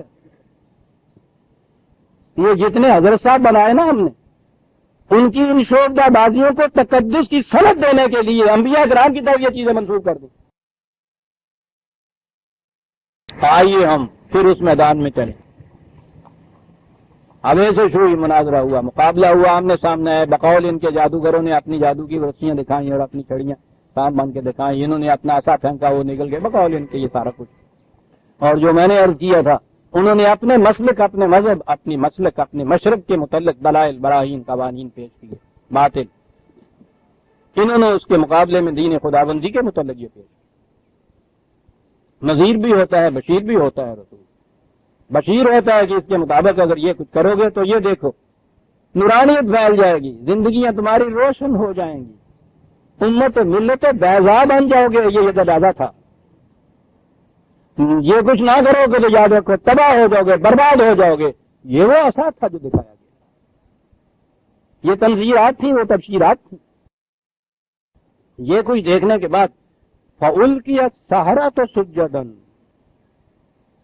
وہ جو سامنے تھے ان کے ہاں کے وہ پروہت جو اس نے بلائے ہوئے تھے، منتری وہاں کے، اس لفظ پہ غور کیجئے گا، یہ منتر جادو کو کہتے ہیں، اور ان کے ہاں مندروں میں منتری ہوتے ہیں۔ یہ ہے نا وہ جو پرانا تصور چلا آتا ہے، حالانکہ اب انہوں نے بھی اس سے بدل کے منتری وزیر کے لیے لفظ استعمال کیا ہے، سمجھ لیے، مہا منتری چیف منسٹر کو کہتے ہیں۔ نکل رہی ہے دنیا وہاں سے، آ رہی ہے قرآن کی طرف، منتر کوئی چیز نہیں ہے، یہی سے مینڈرین ہے نا انگریزی میں لفظ جو ہمارے۔ فَأُلْقِيَ السَّحَرَةُ سُجَّدًا قَالُوا آمَنَّا بِرَبِّ ہارون وموسیٰ، ہم ایمان لائے رب موسیٰ اور ہارون۔ یہی بات عزیزان من سن لیجئے آگے بڑھنے سے پہلے۔ کھلے میدان میں اتنے بڑے جشن کے دن میں اتنی پبلک موجود تھی، اکٹھی کی گئی تھی ڈھول بجا بجا کے، ٹرکوں پہ لاد لاد کے لائے گئے تھے، یہ سب یہ اکٹھے ہوئے تھے۔ تو اتنا بڑا اگر وہاں جادو دکھایا جاتا کہ ان کے اپنے ہاں کے جادوگر جو تھے ان کا سارا کیا کرایا ستیاناش، اور یہ اتنا بڑا جادو دکھا چاہتا، یہ جو تھے یہ تو شاید کسی نہ کسی کنسیڈریشن اور مفاد کی بنا پہ، مصلحت کی بنا پہ یہ اناؤنس نہ کرتے، پبلک تو امڑ کے آ جاتی ان کے پاؤں کی طرف۔ سوچئے ہے بات یا نہیں ہے؟ ان عوام کو آنا چاہیے تھا نا۔ یہ بڑے جو ہیں ان پہ پھر کنسیڈریشن کوئی اور آ جاتی ہے۔ ابھی میں عرض کروں گا، قرآن نے بتایا ہے کہ ان میں سے یہ جو بڑے تھے یہ کیوں نہیں آئے تھے، وہ فرعون اور اس کے وزراء اور عمراء، وہ کیا بات تھی کیوں نہیں آئے تھے، ابھی عرض کرتا ہوں۔ لیکن میں نے عرض کیا ہے کہ اس واقعہ کو سامنے رکھیے، کوئی داستہ گو افسانہ نویس بھی یہ بات کرے گا تو وہ یہ پہلے دیکھے گا کہ یہاں آ کے یہ بات سامنے آئے گی کہ صاحب عوام کو سب سے پہلے جھکنا چاہیے تھا، وہ تو سامنے دیکھ رہے تھے۔ قرآن یہ کہہ رہا ہے کہ نہیں، وہی جو تھے وہ جھکے اس کے سامنے۔ اور اسی کے آگے میں دو ہی آیتوں کے بعد میں آؤں گا، وہاں بتاؤں گا، لیکن یہی اس کا جوڑ ملتا ہے۔ جب پوچھا اس نے فرعون نے کہ تم کس طرح ایمان لے آئے، کہا کہ ما جانا من البینات، ایسے بین دلائل تھے وہ کہ ہم اس کو ریفیوٹ ہی نہیں کر سکتے تھے۔ اس لیے ہم ایمان لے آئے۔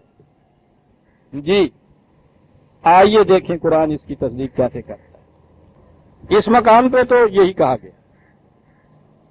سورہ اعراف میں بھی یہ قصہ ہے، سارا یہ داستان ہے، جیسا میں نے عرض کیا مختلف مقامات کے اوپر یہ پھیلی ہوئی یہ داستان بڑی اہم داستان ہے۔ وہاں جب یہاں پہنچے ہیں کہ وہ جس قدر وہ باطل کے سارے دلائل تھے، نگل گیا موسیٰ کے دلائل، شکست کھائی۔ الفاظ ہیں قرآن کے فوقع الحق، حق واقع ہو کے رہ گیا۔ سحر کے متعلق قرآن کریم نے خود کہا ہے ما صنعوا باطل، یہاں کہا ہے فوقع الحق وبطل ما كانوا يعملون، وہ جو باطل تھا وہ شکست کھا گیا، حق واقع ہو گیا۔ اگر وہ جادو جو ان کی طرف سے تھا اسے باطل کہا گیا تو چھوٹے سے جادو کو تو باطل کہا، اور وہ بڑا جب بن جائے تو وہ حق ہو گیا۔ یعنی جھوٹ بہت بڑا بڑھ جائے تو پھر وہ حق ہو جاتا ہے۔ اور یا معاذ اللہ یہ بات کہ ٹھیک ہے جی کہ تہاڈا اپنا رب سی نا لکھن والا، اور ساڈے جادوگروں نے جو کچھ کیتا وہ تو باطل، تو اپنے نے جو کیتا الحق، ٹھیک ہے بھائی قلم تمہارے ہاتھ میں ہے، معاذ اللہ کیا کہہ رہے ہیں آپ؟ عزیزان من قرآن فکر فکر فکر سوچ سوچ سوچ زور دیے چلا جا رہا ہے، سوچ کے بغیر نہیں قرآن سمجھ میں آئے، یہاں تو ایک ایک لفظ پہ سوچنا پڑے گا۔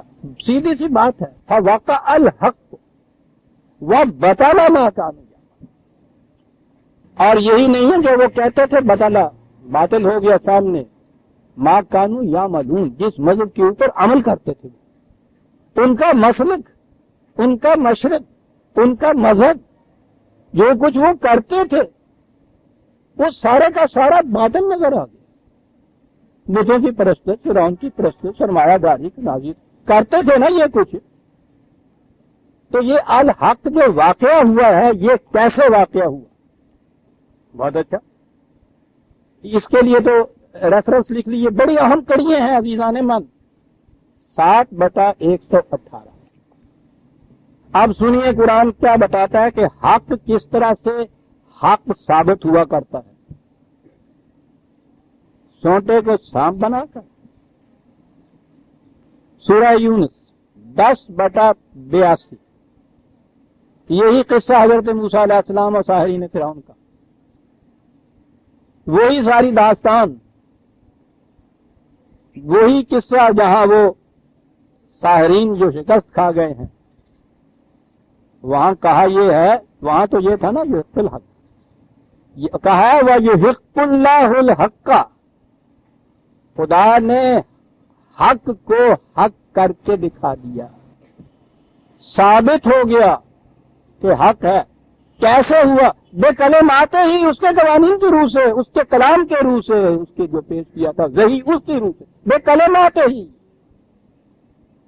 وہی کی روح سے، بے کلم آتے ہی۔ قرآن نے کلمات اللہ وہی کو کہا ہے، کلام اللہ وہی کو کہا ہے، تمت کلمت ربک صدقا وعدلا وہی کو کہا ہے۔ حق حق ثابت ہو گیا۔ پہلے یہ ہے کہ جو کچھ ان ساحرین نے بتایا، دکھایا، پیش کیا، ان اللہ سیبطلہ، تم دیکھو گے کہ ابھی خدا اس کو باطل ثابت کرتا ہے۔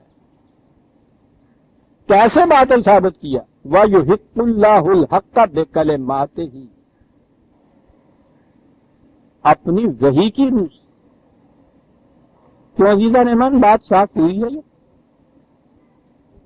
تو وہاں جو کچھ پیش کیا جا رہا تھا وہی پیش کی جا رہی تھی۔ وہاں ابطال باطل اور احقاق حق جسے کہتے ہیں وہ وحی کے ذریعے سے کیا جا رہا تھا، کلمات اللہ کے ذریعے سے کیا جا رہا تھا۔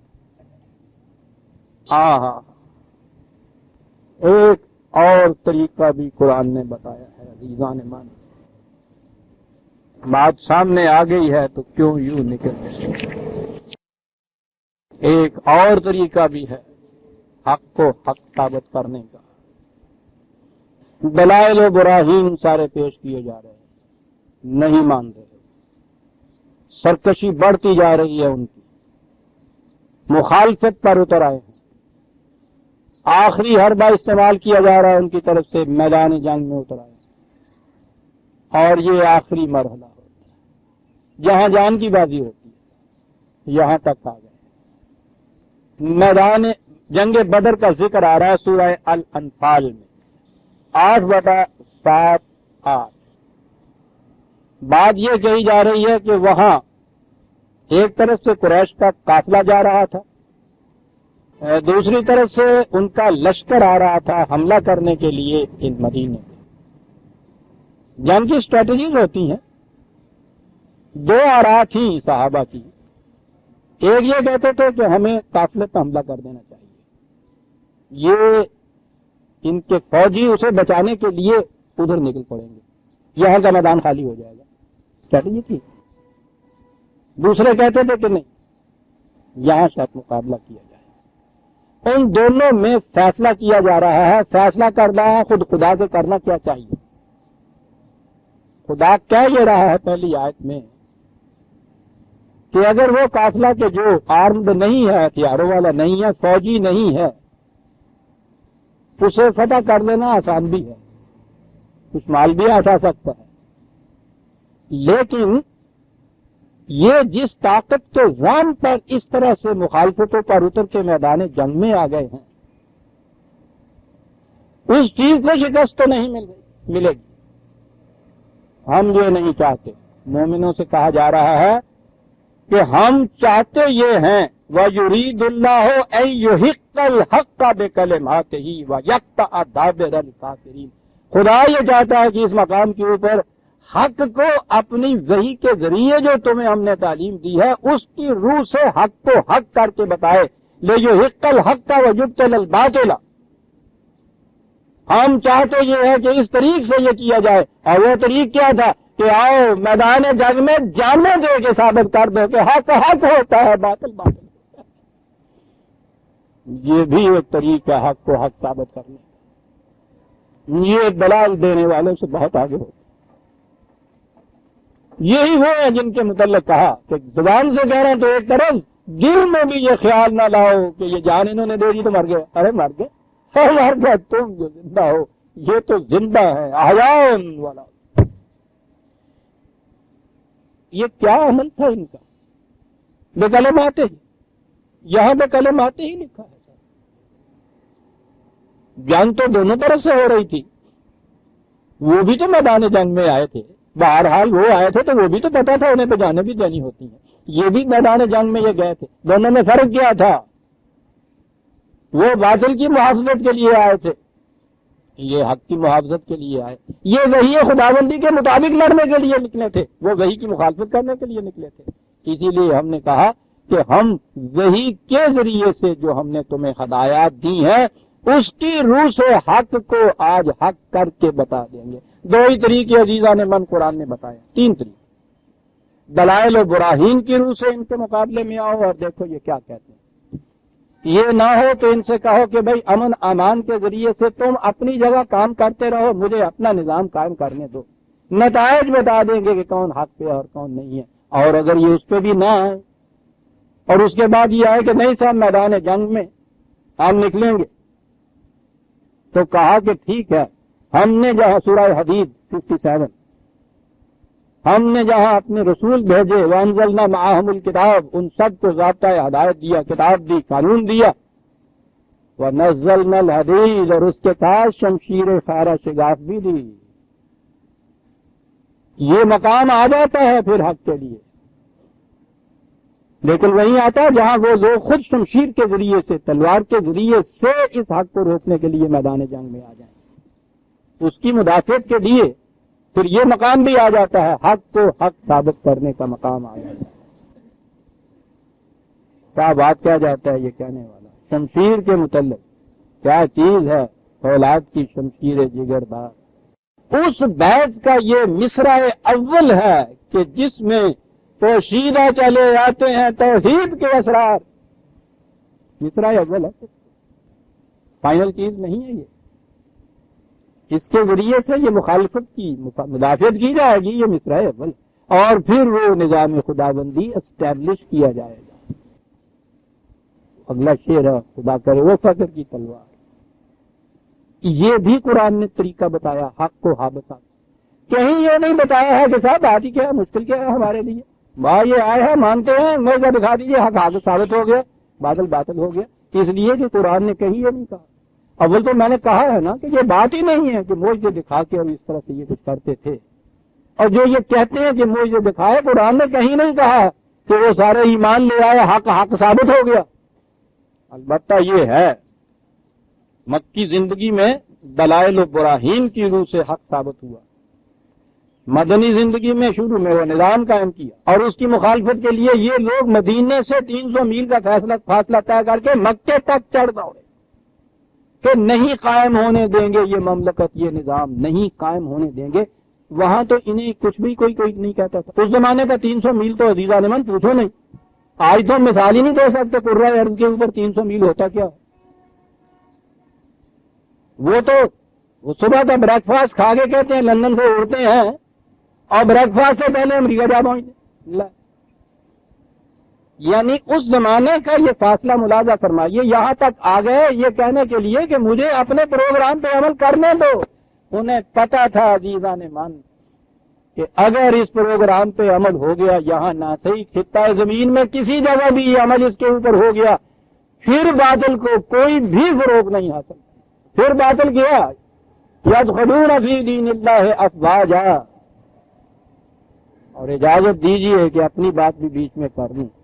یہ خطہ زمین اس کا تصور اس لیے دیا تھا اقبال نے، جیسا میں نے اپنے خطاب میں کہا تھا 2 درس پہلے. انہوں نے دیکھ لیا تھا کہ یہ نظام خدا بندی دوبارہ اس کو جو کام کیا جائے گا تو جو مسلمانوں کی موجودہ مملکتیں ہیں ان میں اس کا امکان نہیں ہے. جمال الدین افغانی نے یہ کوشش کر کے دیکھ لی تھی. کوئی بھی اس کے لیے تیار نہیں ہوئی تھی مملکت کہ اپنے نظام کو چھوڑ کے کسی دوسرے نظام پہ آ جائیں. اقبال بہت دور کی سوچنے والا شخص.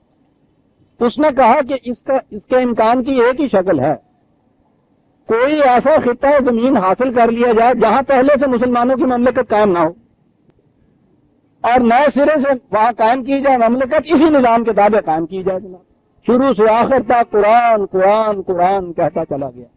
اور قائد اعظم عزیزان مان 10 سال کی ان کی تقاریر دیکھ لیجیے اور دیکھیے ہر تقریر میں قرآن اور قرآنی نظام.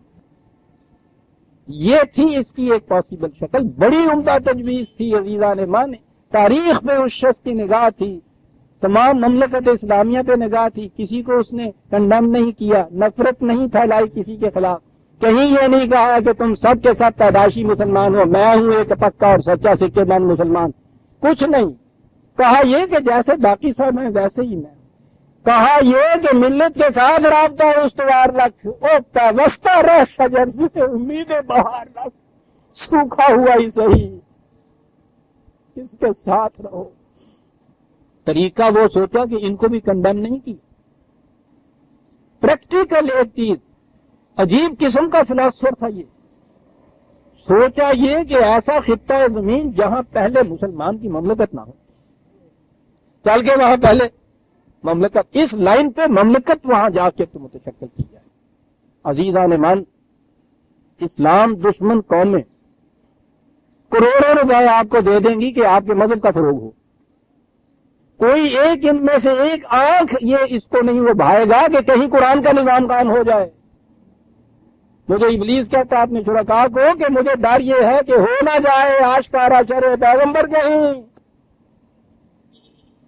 ان عناصر، ان مخالف قرآن، ان مخالف نظام اسلامی، ان کے ذہن میں یہ کھٹکا تھا کہ یہ تو لگے الٹنے بساط کائنات الٹ جائے گی، ہمارے نظام ختم ہو جائیں گے. اور اس میں مسلمانوں کی مملکتیں بھی شامل تھیں. ان کی ملوکیتیں بھی تو اس کی اجازت نہیں دیتی تھی.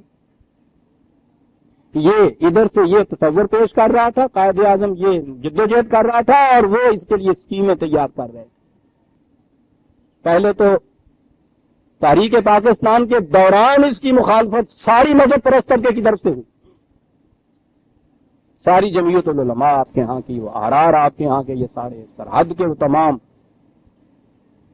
یہ نظام جو ہے اس کی مخالفت. موجودہ نظام جو سیکولر ہے کہ پبلک افیئر سارے مملکت کے پاس، مذہب کے پرسنل لاز اعتقادات نماز روزہ وغیرہ یہ مولویوں کے پاس ان کا یہی تھا وہاں مابین نظام مسئلہ. وہ کہتے تھے اسلام ہے یہی.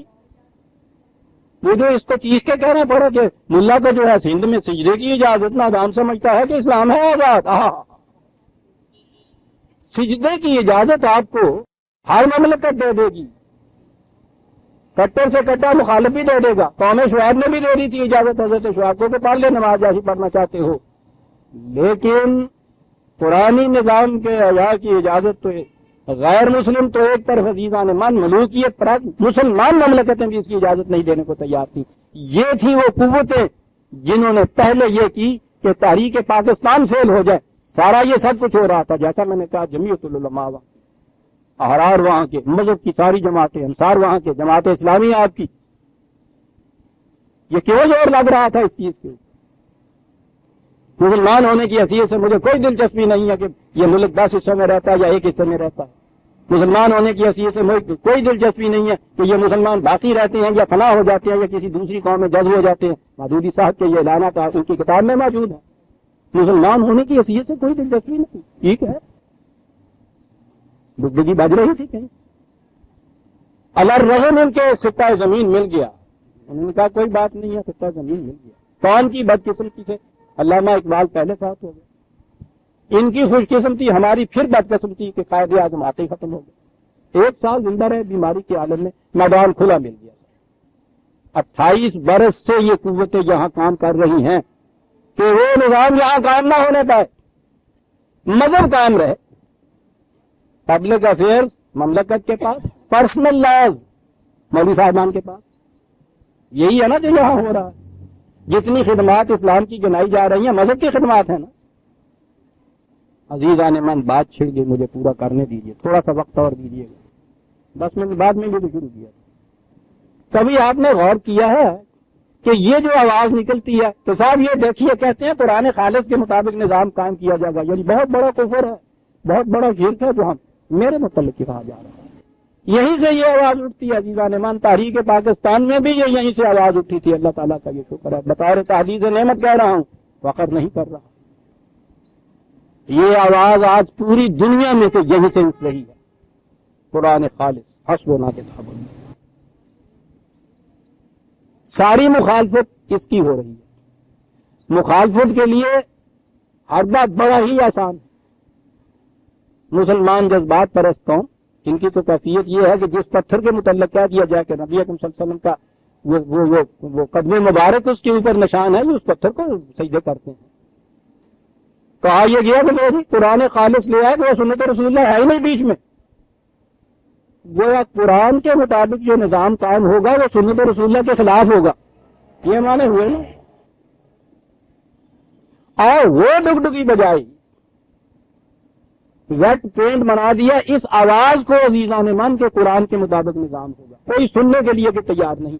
یہ ہے 28 برس سے یہاں ہو رہا ہے. ہو نہ جائے آشکارا شرع پیغمبر کہیں، مذہب یہاں ہو اس کا فروغ ہونا چاہیے. خود یہ کہہ رہے ہیں مودودی صاحب کہ کتاب و سنت کے مطابق کوئی ضابطہ قوانین ایسا نہیں بن سکتا جس پہ سب مسلمان متفق ہو جائے. قصہ ختم. تو پھر چھوڑو بھائی اس چیز کو. اور اس طرح حکومت سے کہہ رہے ہیں کہ اپنے کانسٹیٹیوشن میں لکھو کہ کتاب و سنت کے خلاف کوئی قانون نہیں بنے گا، جو بن نہیں سکتا. ہاں. اور پھر یہ ڈگڈگی بجایا جائے یار یہ لوگ، یہ آپ کے یہاں اسلامی نظام، اسلام کے شریعت نافذ کریں گے صاحب. یہ لوگ کا یعنی تم نے تو خود ہی تاجدار و مریض کی بات کی، خود ہی کہہ رہے ہو کہ نہیں بن سکتا. ان سے کہتے ہو بناؤ اس کو، وہ بناتے نہیں ہیں تو کہتے ہیں صاحب یہ بنائیں گے. شاہ جی کیا کریں؟ یہ پچھلے ہی ہفتے کہہ دیا نا کیا کریں. 500 بخلا کا ایک کنونشن قائم کر دی. کون تو ساری جذبات پرست ہے. کم از کم اس کے دانشور طبقے سے یہ توقع کی جا سکتی تھی کہ یہ تو سوچ کے قدم اٹھائیں گے. دانشور طبقے میں سے بھی عزیزان من قانون دان طبقہ جو ہے اس کے متعلق توقع کی جا سکتی ہے کہ یہ کم از کم جذباتی نہیں ہوں گے. قانون میں جذبات کا دخل ہی نہیں ہوتا. وہ تو چلتا ہی فیکٹس پہ. 1 2 نہیں 5 بڑے بڑے چوٹی کے سارے نفاذ شریعت کانفرنس ہو رہی ہے. سارے اکٹھے ہو رہے ہیں. معاف رکھیے گا جو میں باتیں یاد کر رہا ہوں، آج سینے میں میرے تر سوا ہوتا ہے، مجھے کسی جماعت سے بیر نہیں، کسی شخص سے کوئی عداوت نہیں، میں نہ سیاست عملی میں حصہ لیتا ہوں، نہ میرا کوئی مقصد ہے دنیا کے اندر عزیزان ایمان، فقیروں کی زندگی بسر کی فقیر ہی آج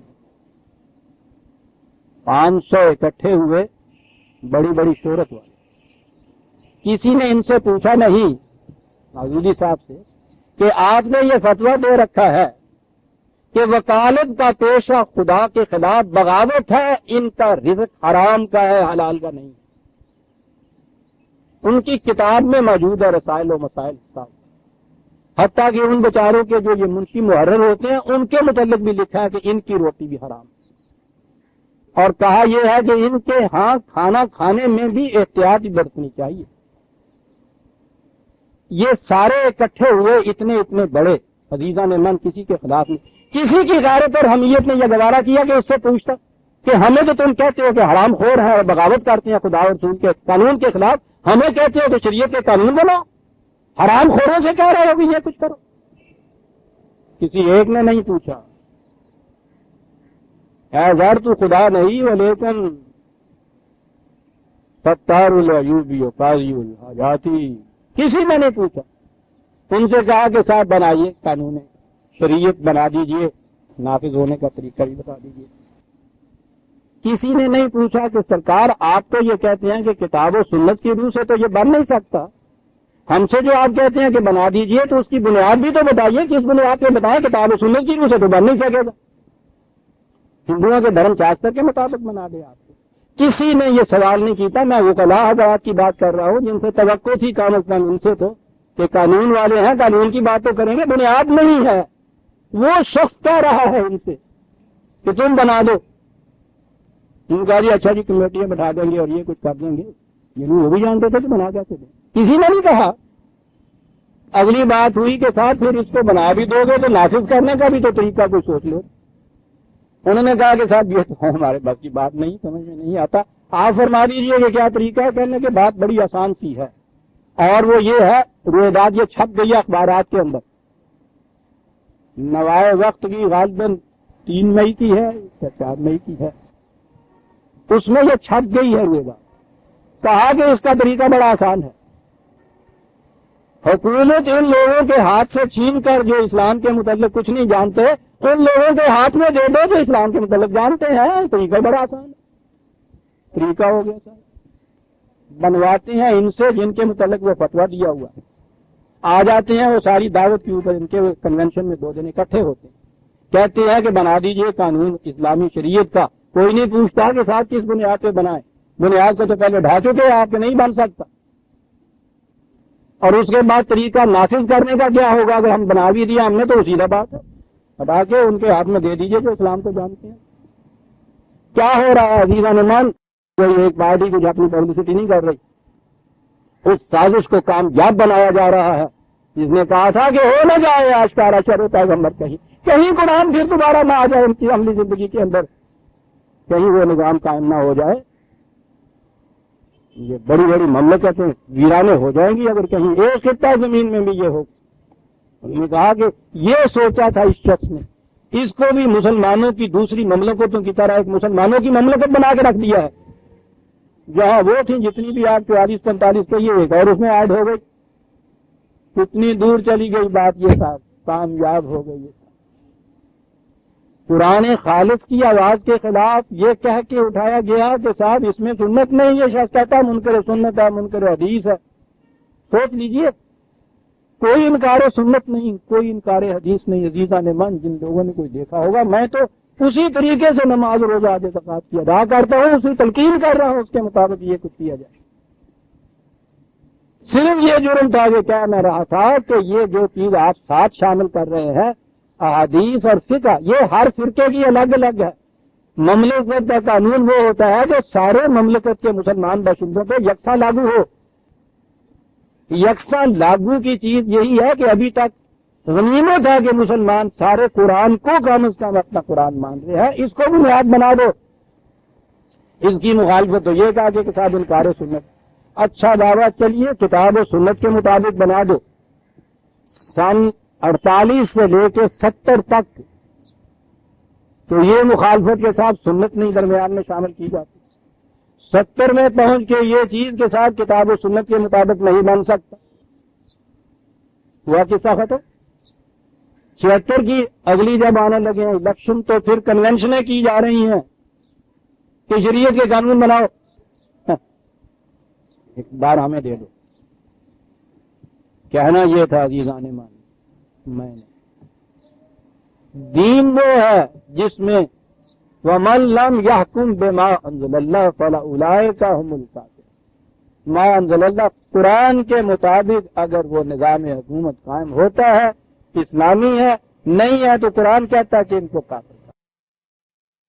قرآن کی دعوت میں کہیں انکار سنت نہیں. قرآن میں تو یہ لکھا ہوا ہے کہ رسول کی زندگی تمہارے لیے اسوہ حسنہ ہے. قرآن میں ہی تو لکھا ہے. قرآن کو ماننے والا اس آیت کو کیا کرے گا؟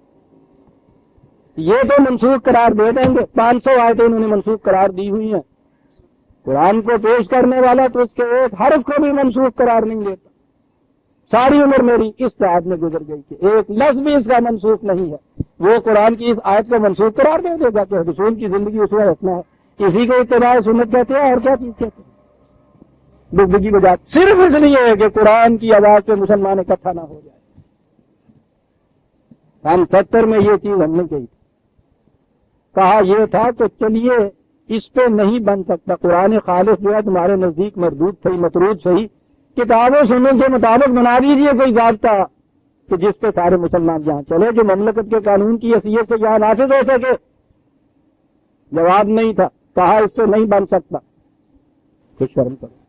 قرآن کے مطابق نہیں بنانے دیں گے کہ انکار سنت ہے. کتاب و سنت کے مطابق بن نہیں سکتا. پھر تو نتیجہ ظاہر ہے نا کہ کسی دور میں تو یہ اسلام چل سکتا تھا. اب یہ اس قابل ہی نہ رہا چل سکے. اکیلی کتاب نہیں، کتاب کے ساتھ سنت بھی ملا دی. دونوں کو ملا کے بھی کوئی ضابطہ نہیں بن سکتا. تو پھر اسلامی مملکت، اسلامی نظام، اسلامی قانون وہ بنے گے کیسے؟ ثابت ہی یہ کرنا ہے کہ نہیں بن سکتا اس دور میں.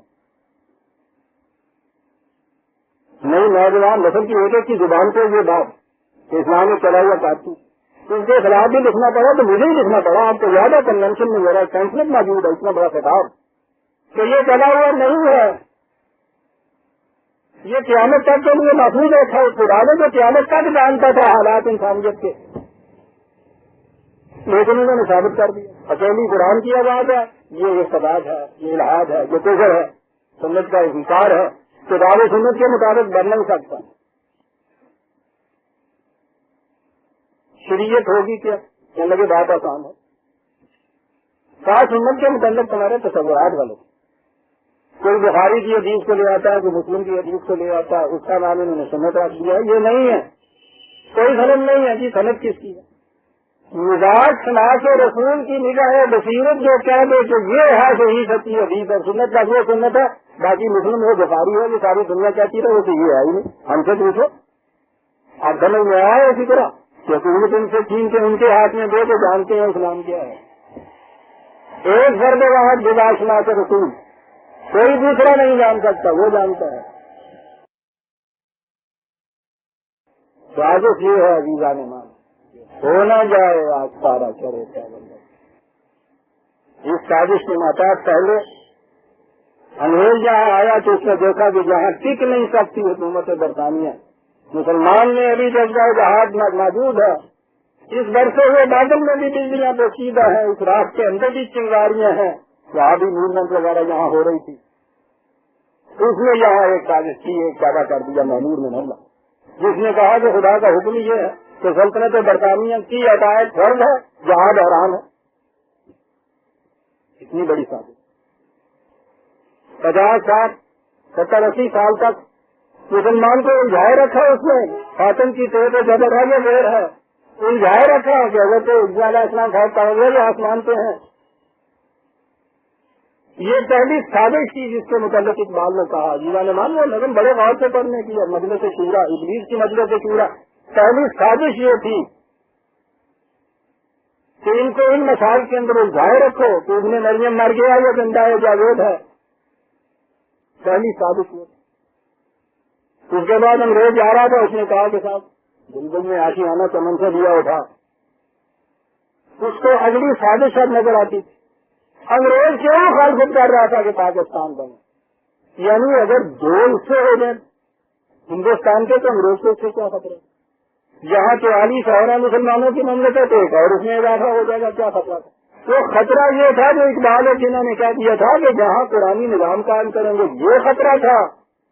ساری قوتیں جمع ہو گئی عزیزان من اس خطرے کو دور کرنے کے لیے. تاریخ پاکستان کی مخالفت تھی، پاکستان بننے کے بعد یہاں اس نظام کی مخالفت تھی. اور جیسا کہ ان کا طریقہ ہے، مرزا صاحب نے بھی یہ نہیں کہا تھا کہ میں اتباع نبوت سنت سے کے خلاف کچھ کہہ رہا ہوں. انہوں نے کہا تھا کہ اتنی شدت سے میں نے اتباع کیا سنت کا، نبی کا کہ نبی بن گئے. یہاں انہوں نے یہ کہا ہے کہ تم کہتے مزاج سنا کے رسول کی بصیرت کی نگاہ کیوں یہ کر دے گی؟ سوچو عزیزان من جو میں کہہ رہا ہوں. انہوں نے کہا ہے کہ وہ اس لیے کہ اس شخص کی روح محمدی میں حلول کر جاتی ہے، یا روح محمدی اس شخص کی روح میں حلول کر جاتی ہے. یہ مودودی صاحب نے لکھا ہوا ہے. کیا فرق ہے جی مرزا صاحب کے یہ کہنے کا کہ وہ رسول کا دروز بن جاتا ہے، حلول کر جاتی ہے رسول کی روح اس میں اور اس چیز کے اندر. وہی سادے کوہن ہے، وہی سادے شاہدہ نے من سن رکھی ہے. پتا نہیں زندگی ہے یا نہیں کہنے کی بات ہے. 80-90 سال تک مسلمانوں کو جنگلوں میں لایا تھا. اسی نگاہ والے مرد مومن نے سن 35 میں بتایا کہ کم وقت یہ تو مذہب کا سوال ہی نہیں ہے، تو سیاسی تاریخ ہے. اس کا مطلب یہ تھا اور سوچ سے وہ چلا گیا. ورنہ آج وہ یہ بات بتاتا کہ یہ تاریخ بھی جو آپ کو اس طرح سے جہاں نظر آتی ہے جماعت اسلامی کی تاریخ، یہ بھی سیاسی تاریخ ہے، ملک کا اس سے کوئی تعلق نہیں. یہ بھی اسی سازش کی اگلی کڑی ہے کہ ملک اگر حاصل ہو گیا تو ملک میں اسلامی نظام نہ جہاں بننے پائے، قرآنی نظام نہ بننے پائے. یہ ہے جو یہاں سازش چل رہی ہے عزیزان مان. اسی لیے مسلمان کو اسی توہم پرستی کے اندر مبتلا رکھا جاتا ہے. لیکن کیونکہ ضرورت یہ ہے کہ اجازت ہے مجھے کہ 2-4 منٹ لے لوں میں کہ ملک کچھ ماڈرن ہو رہا ہے، کچھ ان کا بھی خیال کیا جائے. عوام جو ہے وہ وہی ہے، وہ جو تماشا دیکھنے آئے تھے جادو کرنے، ضرور ان کو بھی راضی رکھا جائے. مثالیں اگر میں دوں تو کتاب لکھ سکتا ہوں. سنیے کیا مثال قرآن کریم میں ہے نا کہ وہ جو یہودیوں نے سبت کی نافرمانی کی تھی، وہ ناغے والے دن جو کسائی کی طرح دکان کھول لیتے تھے پچھلا دروازہ، تو قرآن نے ان کے متعلق کہا ہے کہ وہ خاص نہیں بندر ہو. بات تو جب آئے گی تو میں کروں گا، یہ پہلے پارے میں کر بھی چکا ہوا ہوں. میں کیا کہا تھا انہوں نے اس کے متعلق 2 چیزیں تھی. کتاب ان کی خصلت بندروں کی ایکش مینٹالٹی جس سے آپ کہتے ہیں، اور عربوں کے ہاتھ ذلیل ترین چیز کسی کو وہ کہنا ہو تو بندر کہتے ہیں. ان کی زبان میں یہ چیز ہے. یہ کیڑا کا تن بندری کے لیے نہیں ہے بولتے، یہ چچڑیوں کو بھی وہ کہتے ہیں. یہ بڑی جھنانی ہوتی ہے، ذلیل کمینے آدمی کو بھی وہ یہ کہتے تھے. بہرحال یہ بات ہی جو چلی آ رہی. لیکن ہمارے یہاں کے مفسرین نے روایات یا حدیث کچھ بول کی. تورات کا جو قصہ تھا کہ وہ بندر تھا کہ اس کے بن گئے تھے. یہ جو کود کے پھرتے ہیں بندر بن گئے تھے، صورت ان کی بندروں کی سی ہو گئی. ان کی تصویر اٹھا لیجیے سر، کیا کہتے ہیں غرض تو منا عدالت جانے بدلی. جمہور مسلمان جو ہیں وہ ایک طرف ہیں، وہ تو ان کو بندر ہی مانتے ہیں. ان سے ذرا